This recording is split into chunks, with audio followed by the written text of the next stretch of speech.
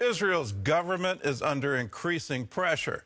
This weekend, some hostage families joined large anti-government protests calling for new elections. Prime Minister Netanyahu pushed back, claiming new elections will only help Hamas. At the same time, reports are surfacing that the terror group is collapsing from within. CBN's Julie Stahl has more. The largest group representing hostage families formally joined anti-government protests for the largest rallies since the October 7th massacre. They are calling for Prime Minister Benjamin Netanyahu's coalition to go because it failed to free the hostages alongside those who've wanted to oust Netanyahu for years. This is a government that has failed us repeatedly from last year, that when they tried to pass the judicial overhaul. 6 months after the massacre of October 7th, that in order to win, we need new leadership. In order to bring back the hostages, we need new leadership. The Tikva Forum, another group representing families of hostages, issued a statement saying, a significant number of abductees' families are shocked by the political activity. They also believe a continued military campaign is the best way to free the hostages. Just before he underwent successful hernia surgery Sunday night, the Prime Minister held a news conference. He also struck back at calls for new elections, saying they'll freeze Israel just before it defeats Hamas. They will paralyze the negotiations for the release of our hostages. They will bring the war to an end before the completion of its objectives. And the first to bless it will be Hamas, and that says everything. Israeli forces completed a 2-week operation against Hamas terrorists in Al-Shifa hospital. Defense Minister Yoav Gallant says captured Hamas leaders are admitting the terror group is collapsing from within. Despite public pressure to end the fighting, the Biden administration approved shipments of fighter jets and thousands of bombs to Israeli forces. While the fighting has affected Easter celebrations, a large crowd showed up for the Resurrection Day sunrise service at Jerusalem's Garden Tomb. Julie Stahl, CBN News, Jerusalem.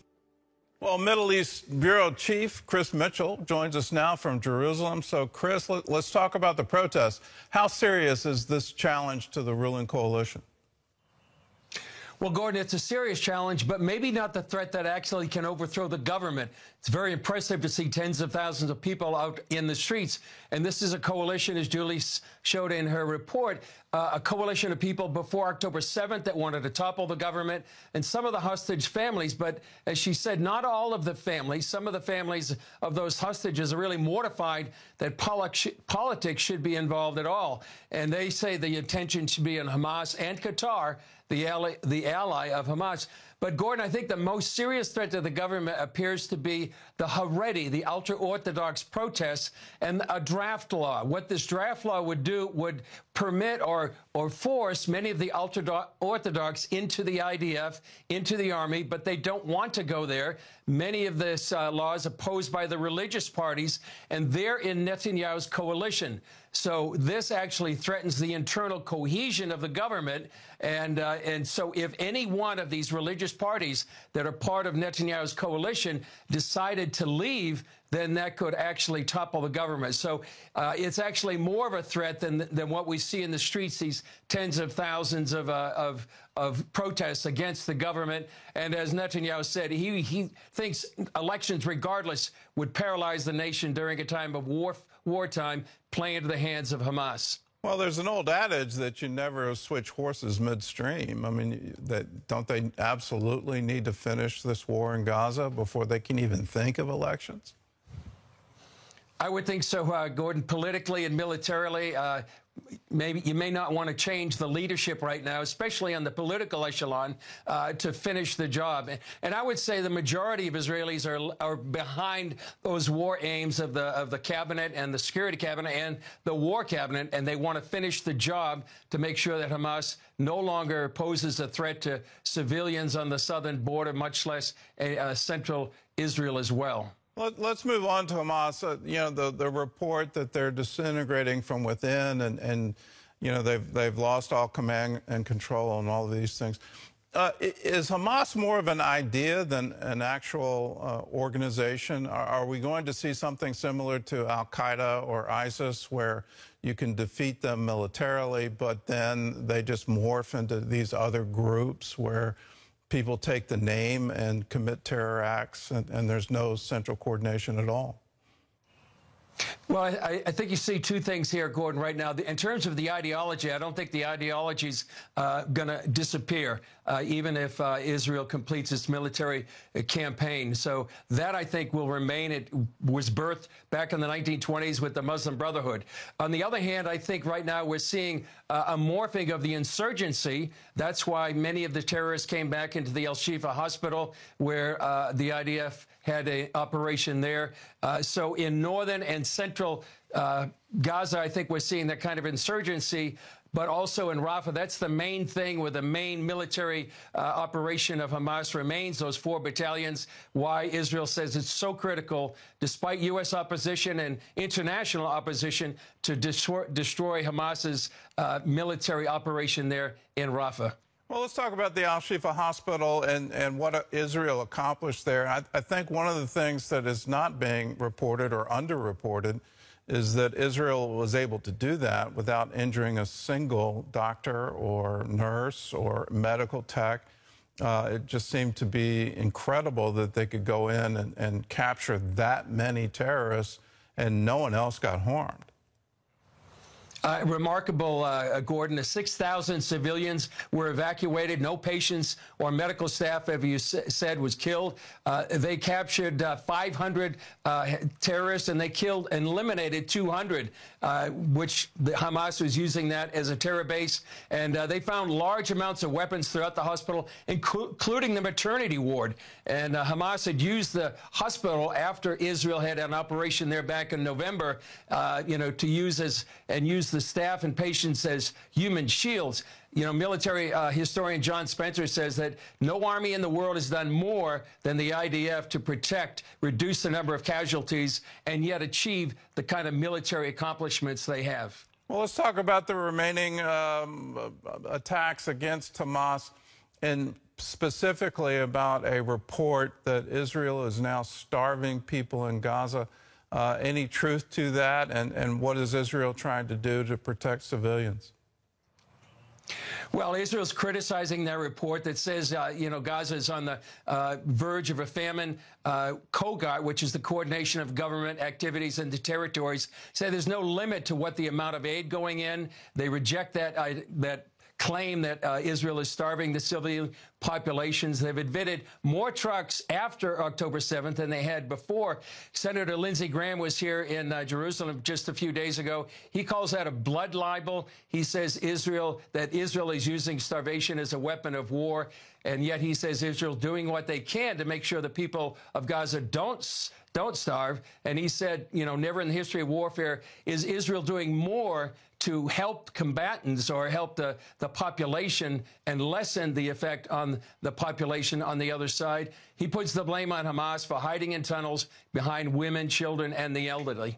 All right. Well, Chris, thank you for your insights, and let's all join with you in praying for the peace at Jerusalem. For you at home, be sure you're watching what is the source of reports on Gaza. Anything coming out of the so-called Gaza Ministry of Health, that's a propaganda arm of Hamas. It's been shown again and again and again that their reports are false. And so, why should we ever believe that? What Israel is trying to do is defend itself, and under international law, it has every right to do so. In other news, after a string of tornadoes tore through Ohio in March, CBN's Operation Blessing arrived on the scene to help those in need. On Easter Sunday, workers and volunteers served a meal and provided fellowship for those still without homes. CBN's Brody Carter brings us the story. I was laying on the edge of my bed, taking a nap, and something woke me up. Debris everywhere, people's personal belongings everywhere. At least 21 tornadoes stretched across 7 states in early March, killing 3. You can see where the tornado was headed straight out. Robert Williams of Wapakoneta, Ohio, lost his home. It is what it is. Disaster. Just a week before the storm, Robert's wife passed away. Operation Blessing showed up just in time to provide this disabled veteran with help and spiritual support. What I can tell you, first of all, is this is what we do. All that includes serving more than 500 meals to staff, volunteers, and affected residents. OB volunteers are helping neighbors clean up what's been left behind. In Jesus' name, amen. While also giving hope to those who may have lost theirs. Operation Blessing also donated $40,000 to Mercy Unlimited, a local partner to provide a month of temporary housing for 30 survivors at a local hotel. This is the only place we have to go right now is the hotel. We have family, but they live in small trailers. I'm going to cry now. You go ahead. But we couldn't do it without you guys. As life becomes more stable with Operation Blessing's help, Wapak Church Pastor Jason Goss sees this helping point those who are hurting to the one who can heal. You see opportunities for people to love people. And that obviously comes from the great command, love God, love each other. And so we have this opportunity to show love for people, to be the hands and feet of Jesus. You're the one standing there, so yes. That's right. With no place to call home on Easter Sunday, Wapak Church opened its doors to displaced families, offering a warm meal and a place for community. We don't have any agenda, so sit, talk as long as you want. With continued support, families received cleaning supply buckets along with boxed meals. The folks responsible for helping restore what's been lost are grateful for the love and support of Operation Blessing and the opportunity to share the gospel. I think it provides an opportunity for people to go, tell me about your God. Tell me about Jesus. Brody Carter, CBN News. In the name of Jesus.